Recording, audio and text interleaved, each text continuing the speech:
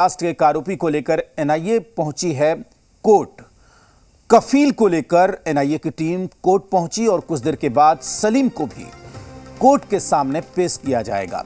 NIA remand के लिए सलीम और कफील को पेश किया जा रहा है। इससे पहले दरभंगा ब्लास्ट मामले में आज शामली से पटना लाए गए 2 संदिग्धों में से सलीम की तबीयत खराब होने की वजह से उसका आईजीआईएमएस में इलाज करवाया गया। उसके साथ ही शामली से लाए गए कफील को कोरोना जांच के बाद वापस एटीएस मुख्यालय भेज दिया गया। आईजीआईएमएस में इलाज के बाद उसे भी एटीएस दफ्तर लाया गया। दोनों को पटना के एनआईए कोर्ट में आज पेश किया जा रहा है। इस मामले में हैदराबाद से गिरफ्तार इमरान और नसीर एनआईए के पास 7 दिनों की रिमांड पर है। उन दोनों को भी एटीएस ऑफिस में बिठाकर रखा गया है। बताया जा रहा है कि चारों आरोपियों को आमने सामने बिठाकर पूछताछ होगी।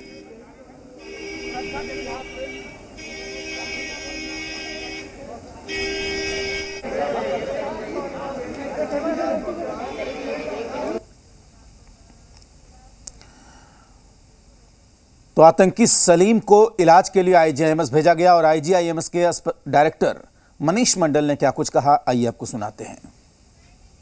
यहाँ 2 घंटे पहले हमारे पास आई थी, पेशाब में तकलीफ था। पेशाब की तकलीफ के लिए उनकी जांच की गई। जांच करके उनका जो दवाई है वो दवाई देके उनको भेज दिया जा रहा है। पेशाब में दिक्कत के लिए जो इलाज करना था वो लोग ने किया, जिसका पार्ट एक जो आप बता रहे हैं वो है, और ऐसी कोई घबराने की बात नहीं है।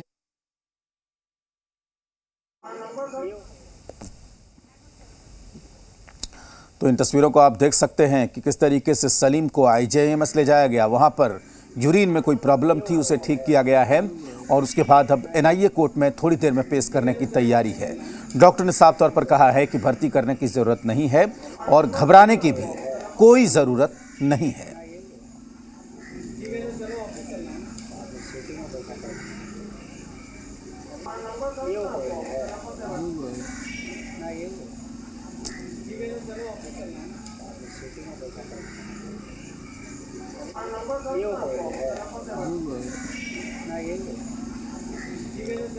तो आईजीआईएमएस के डायरेक्टर ने साफ तौर पर कहा है कि घबराने की कोई बात नहीं है, भर्ती करने की भी जरूरत नहीं है। बस थोड़ी देर के बाद सलीम को भी एनआईए की कोर्ट में पेश किया जाएगा। एक आरोपी कफील को एनआईए की कोर्ट में पेश किया गया है। इससे पहले कल आपको बता दें इमरान और नसीर को एनआईए की कोर्ट में पेश किया गया था, जहां से 7 दिन की रिमांड एनआईए को कोर्ट ने दी है। और एनआईए चाहती है कि चारों आरोपियों को, चारों संदिग्धों को आमने सामने बिठाकर सभी से पूछताछ की जाए और पूरे नेटवर्क का पता लगाने की कोशिश हो कि कौन है मास्टरमाइंड और आखिर क्या मकसद था पार्सल में ब्लास्ट की शीशी छुपाने का। इन तमाम सवालों का जवाब एनआईए की टीम चाहती है और इसीलिए ये पूरी कार्रवाई हो रही है।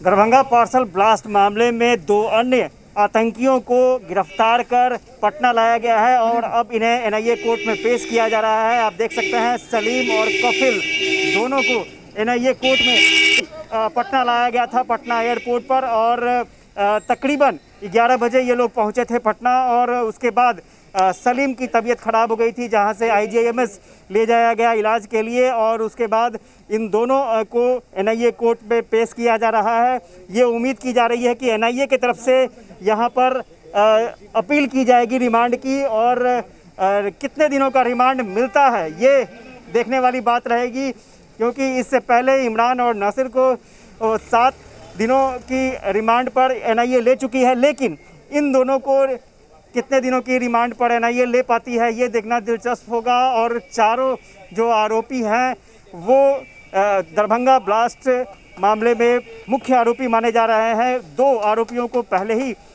रिमांड पर लिया जा चुका है और 2 अन्य आरोपियों को रिमांड पर लेने की तैयारी चल रही है। ये माना जा रहा है कि इन चारों आतंकियों से पूछताछ के बाद कई बड़े खुलासे हो सकते हैं, कई महत्वपूर्ण जानकारियाँ मिल सकती हैं। एनआईए की तरफ से एटीएस मुख्यालय में लगातार 2 अन्य आरोपियों से पूछताछ की जा रही है। लेकिन फिलहाल जो तस्वीर सामने है कि अभी कोर्ट में पेश किए गए हैं 2 आरोपी।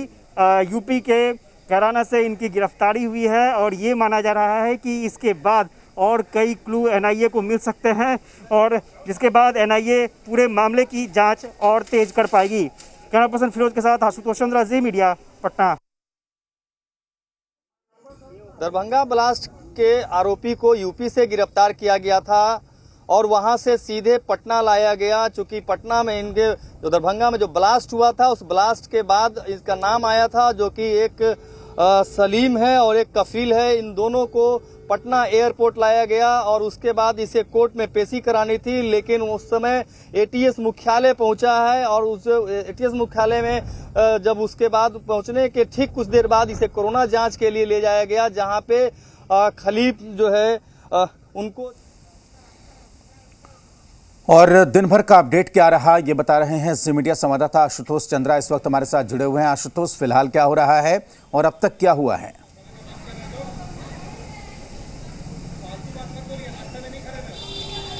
देखिए, अभी कोर्ट में पेशी चल रही है कफिल की और उसके पिता सलीम की। और ये माना जा रहा था, जिस तरह से सलीम की तबीयत खराब हुई थी, ये माना जा रहा था कि कहीं ना कहीं एनआईए को परेशानी होगी, लेकिन फिलहाल डॉक्टर ने कुछ ट्रीटमेंट दिया है और दवा भी दी है।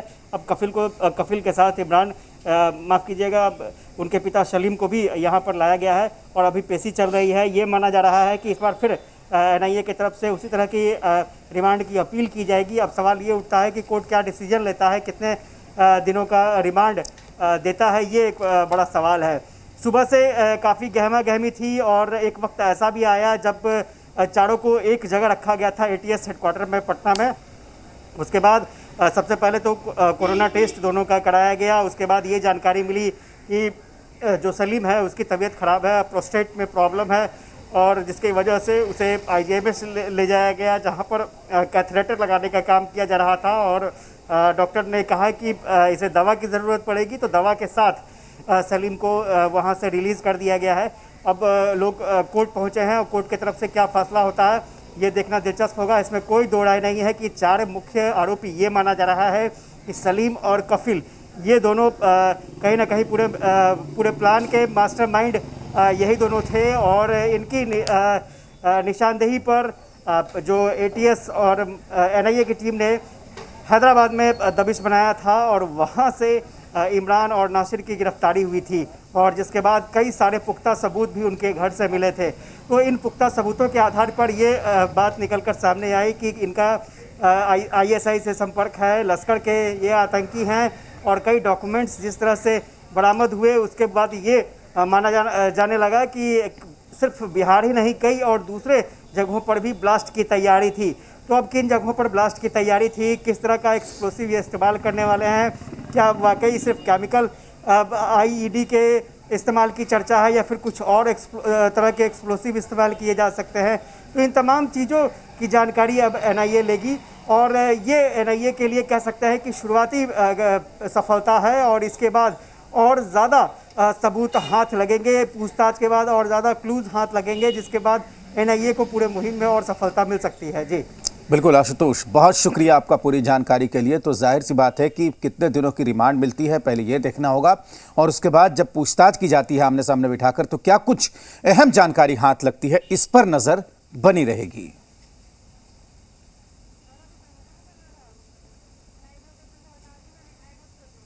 बिल्कुल आपको बता दें कि सलीम और कफील की कोर्ट में पेशी होने की बात आज सामने आई है। फिलहाल कफील को कोर्ट में पेश किया जा रहा है और इससे पहले आपको बता दें कि सलीम को कुछ परेशानी थी, कुछ दिक्कतें थी, यूरिन में प्रॉब्लम था, इसके लिए उसे आईजीआईएमएस में भर्ती कराया गया। आईजीआईएमएस के डायरेक्टर ने साफ तौर पर यहां पर कहा है कि फिलहाल घबराने की कोई बात नहीं है, भर्ती करने की भी जरूरत नहीं है, इलाज चलेगा। उसके बाद अब सलीम को भी एनआईए की कोर्ट के सामने पेश करने की तैयारी है। अब ये देखने वाली बात होगी कि एनआईए की अदालत कितने दिनों की रिमांड पर सौंपती है, क्योंकि इससे पहले इमरान और नसीर को 7 दिनों की रिमांड दी गई है एनआईए को और उसके बाद कफील और सलीम की रिमांड जब होगी तब आमने सामने बिठाकर चारों से पूछताछ की जाएगी और उसके बाद जिस तरह के खुलासे होंगे, जो जानकारी निकलकर सामने आएगी, उसके बाद पता चल पाएगा कि आखिर ये जो पूरा नेटवर्क था वो किस तरीके से काम कर रहा था, कौन था मास्टरमाइंड और उसकी साजिश का मकसद क्या था। आपको बता दें कि सिकंदराबाद दरभंगा ट्रेन से एक पार्सल आता है हैदराबाद से दरभंगा। पार्सल कपड़े का होता है लेकिन उसमें एक छोटी सी शीशी होती है जो विस्फोटकों से, केमिकल से भरी होती है, उसमें ब्लास्ट हो जाता है। कपड़े की थैली में आग लग जाती है, अफरा तफरी स्टेशन पर मच जाती है और उसके बाद जब इस पूरे मामले की जांच शुरू हुई, बिहार की तरफ से बिहार पुलिस ने जांच की, उसके बाद एटीएस ने जांच की और फिर एनआईए की टीम को ये जांच सौंपी गई। इसके बाद उत्तर प्रदेश के शामली से इसका कनेक्शन नजर आया, वहां से 2 लोगों की गिरफ्तारी हुई, हैदराबाद से 2 लोगों की गिरफ्तारी हुई। अब पुलिस, सुरक्षा बल, एनआईए की टीम इस पूरे नेटवर्क को तोड़ने की कोशिश कर रही है और ये भी बताया जा रहा है कि इस दहशत के तार सीमा पार पाकिस्तान से जुड़ रहे हैं, लश्कर से जुड़ रहे हैं और जो इकबाल काना है पाकिस्तान का दहशतगर्द, उससे इस ब्लास्ट का मास्टरमाइंड बताया जा रहा है। तो एनआईए की कोर्ट में सलीम और कफील की पेशी होने वाली है।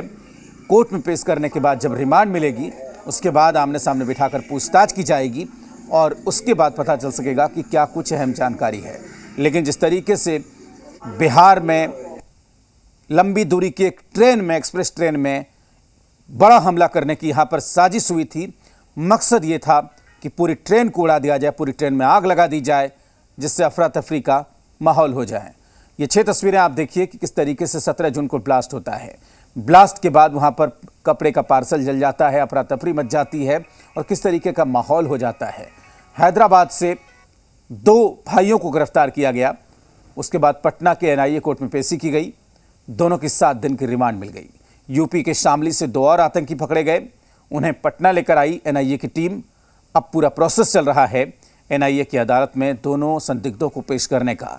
कफील को पेश किया जा रहा है, सलीम को भी कोर्ट में पेश किया जाना है।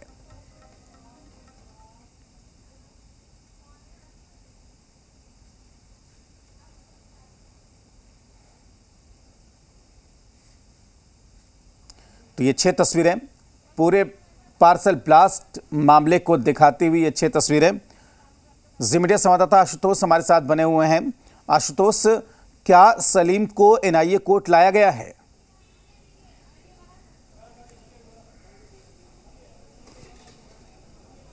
देखिए ज़रूर सलीम को भी एनआईए कोर्ट लाया गया है और उसके बेटे जो कफिल हैं उसको भी एनआईए कोर्ट लाया गया है और दोनों की अभी कोर्ट में पेशी भी हो रही है और ये माना जा रहा है कि कुछ देर के बाद ही कोर्ट का फैसला आ सकता है कि कितने दिनों तक की रिमांड दी गई है।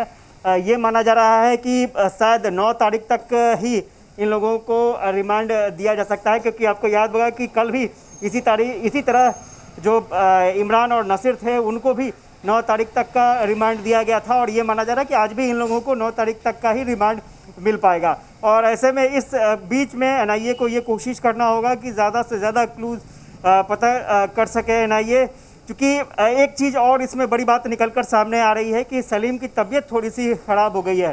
प्रोस्टेट में प्रॉब्लम है, कैथेटर लगाने की बात थी, आईजीएमएस में इलाज चल रहा था और दवाओं के साथ कोर्ट भेजा गया है। तो ऐसे में ये देखना होगा कि तबीयत कैसी है इन सभी की। जो जानकारी मिल रही है उसके मुताबिक जो डॉक्टर थे एनआईए के, उन्होंने अपनी तरीके से जांच की है सेहत की। 3 लोग उनमें से 3 आतंकी जो थे उनकी सेहत ठीक है। सलीम की तबीयत थोड़ी सी ख़राब हो गई थी, तो ये एक यहाँ पर प्रॉब्लम आई, चूँकि जब दोनों को सलीम को और कफिल को एनआईए की टीम लेकर पटना पहुँची तो उस वक्त ये माना जा रहा था कि कोर्ट में जल्द पेशी हो जाएगी, लेकिन सलीम की तबीयत ख़राब होने की वजह से आईजीएमएस हॉस्पिटल ले जाया गया, जहां पर कुछ देर तक इलाज चला है उसका और टेम्प्रोरी बेसिस पर दवा के साथ हॉस्पिटल जाने की इजाज़त दी गई है। अब देखना दिलचस्प होगा कि जो परिस्थितियां बन रही है उसमें सलीम से कितनी देर पूछताछ हो सकती है, क्या वो कंफर्टेबल स्थिति में है या नहीं है, कोर्ट में उसकी क्या दलील होती है, ये भी देखना होगा कि कोर्ट में वो क्या दलील देता है। लेकिन इतना ज़रूर तय है कि ये बड़ी उपलब्धि है एनआईए के लिए। 4 लोग इसमें पूरे मामले में हिरासत में आए हैं और ये उम्मीद की जा रही है कि और ज़्यादा से ज़्यादा क्लूज़ और ज़्यादा से ज़्यादा खुलासा हो सकता है, क्योंकि 9 तारीख तक 9 जुलाई तक रिमांड है 2 आतंकियों की और ये माना जा रहा है कि आज जो कोर्ट में पेश होने के लिए आए हैं इन्हें भी 9 तारीख तक का रिमांड मिल सकता है। तो ऐसे में एनआईए के पास एक बड़ा मौका होगा पूछताछ करने के लिए। अब इसमें एक बात और है, देखना होगा कि एनआईए की टीम इन लोगों से पूछताछ पटना में ही करती है या फिर पटना से बाहर भी इनको ले जाया जाता है, इस पर भी सबकी निगाहें टिकी होंगी। जी बिल्कुल आशुतोष, बहुत शुक्रिया आपका पूरी जानकारी के लिए। और जाहिर सी बात है कि इनको हैदराबाद भी ले जाया जा सकता है, कहीं बाहर भी ले जाया जा सकता है। अब देखना होगा कि कितने दिनों की रिमांड मिलती है और उसके बाद एनआईए की टीम क्या करती है।